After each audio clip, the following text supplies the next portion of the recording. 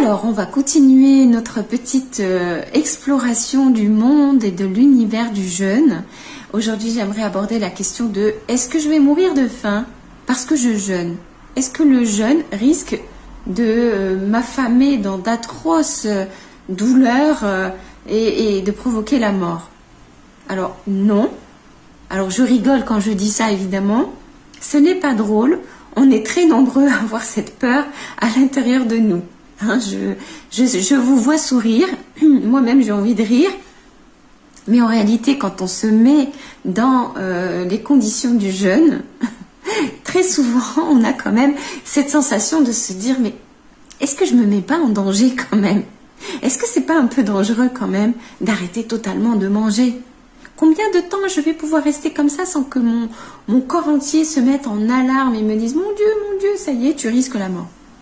Alors, ce que j'aimerais vous dire aujourd'hui, c'est un sujet déjà qui me plaît beaucoup, j'adore.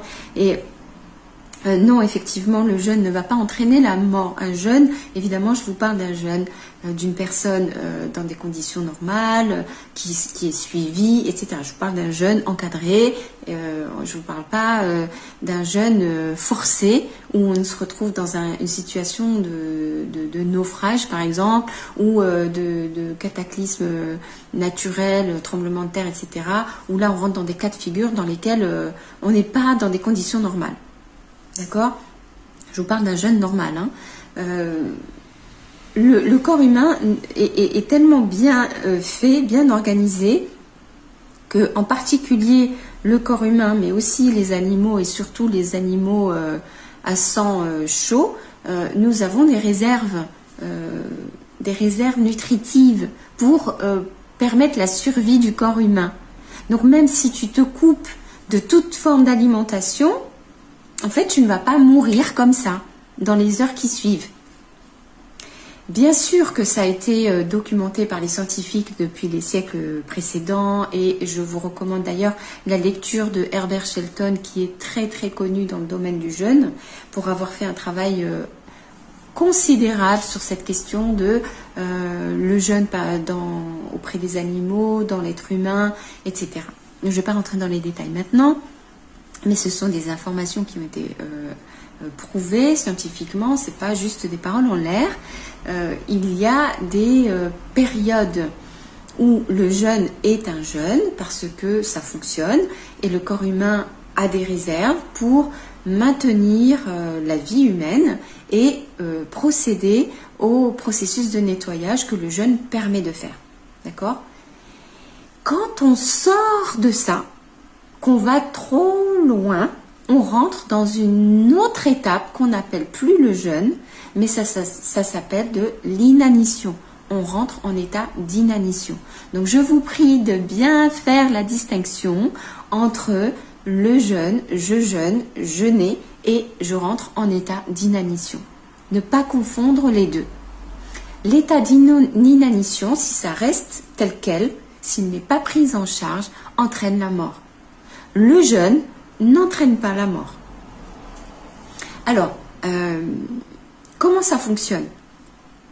Le corps humain, que je disais tout à l'heure que les animaux à sang chaud, mais en réalité, les animaux à sang froid sont encore plus capables que les animaux à sang chaud de maintenir une période de jeûne en toute sécurité plus longue, pour la simple et bonne raison que, étant donné qu'ils sont à sang froid, ils peuvent rester dans un état fonctionnel de survie sans avoir besoin de consommer de l'énergie vitale et des ressources pour maintenir une température corporelle suffisamment élevée. Ce qui n'est pas le cas des animaux à sang chaud qui, comme vous le savez, ont besoin de maintenir des conditions et ça consomme des ressources. Voilà. Donc on va pouvoir rester moins longtemps dans une période de jeûne, mais sachez que quand même la période de jeûne peut aller vraiment sans aucun risque, je parle encore une fois d'une personne en bonne santé, jusqu'à 28 jours et permettre des énormes améliorations de son système général. Il est rare qu'une personne en bonne santé ait envie de s'engager sur une durée de 28 jours de jeûne. C'est très souvent des gens qui ont plutôt des pathologies chroniques, des choses comme ça, ou dans des pathologies plus graves qui, en concertation avec l'équipe médicale évidemment qui les encadre, peuvent entrer dans des périodes de jeûne plus longues pour justement permettre d'améliorer leurs conditions et retrouver un meilleur état de santé. Alors, je ne parle pas de ça non plus maintenant, d'accord? Mais c'est juste pour vous dire que toi qui m'écoutes et qui est dans un état à peu près normal de ta vie, si tu t'engages dans un jeûne, sache que tu as vraiment beaucoup de temps avant d'arriver dans un état d'inanition et dangereux. Bien sûr, il y a des choses qu'on doit surveiller pour ne pas rentrer dans des situations à risque, notamment ta perte de poids. Donc ça, c'est des choses qui sont très calibrées. On rentre encore une fois pas comme ça dans un jeûne. On s'assure de maintenir une perte de poids qui est justement fonctionnelle pour le corps et on ne dépasse pas un certain seuil. D'accord? Quand on s'approche du seuil vraiment minimal que ton corps est capable de supporter, eh bien, on s'arrête de jeûner. Et ça va être différent d'une personne à l'autre, mais croyez-moi, ça ne va pas se faire en 3 jours ou en 5 jours. Hein.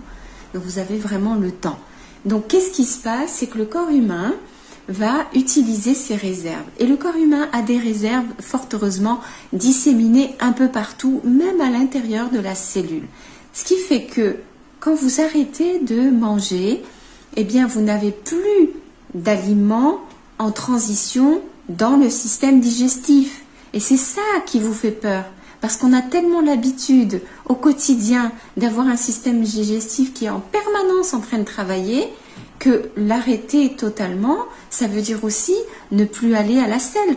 En fait, très rapidement, quand on rentre dans le jeûne, on ne va plus à la selle. Mais ça ne veut pas dire pour autant que le corps n'est pas en train de se nourrir de l'intérieur. On entend très souvent les gens dire « Ah là là, mais le corps, en fait, il est en train de se bouffer. » C'est vrai et faux à la fois. Comment dire?